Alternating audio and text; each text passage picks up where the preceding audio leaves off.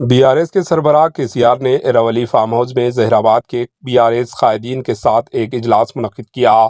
इस मौके पर खिताब करते हुए केसीआर ने कहा कि कांग्रेस की एक साला हुकूमत में अवाम खुश नहीं है।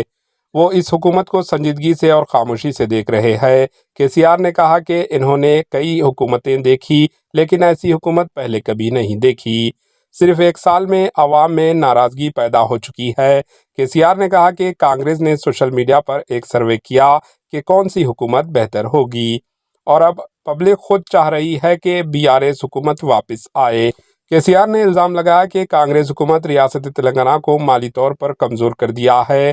केसीआर ने कहा कि गुरुकुल व स्कूल्स व हॉस्टल्स में तालीम का निज़ाम बिगड़ चुका है और वहाँ पर नाक़िस ग़िज़ा फराहम की जा रही है।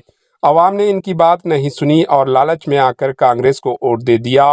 बीआरएस के सरबराह केसीआर ने कहा कि इन्होंने इलेक्शन के दौरान पहले ही खबरदार किया था कि किसानों के लिए रैतु बंधु और दलितों के लिए दलित बंधु स्कीम्स कांग्रेस आने पर मुतासिर होंगी। केसीआर ने कहा कि मुस्तकबिल में कामयाबी बीआरएस की होगी और ये कामयाबी तेलंगाना की आवाम की होगी। केसीआर ने ऐलान किया कि फरवरी के आखिरी हफ्ते में बीआरएस की एक बड़ी रैली का इनेकाद किया जाएगा और बीआरएस के कारकुनों से बड़ी तादाद में शिरकत की अपील की।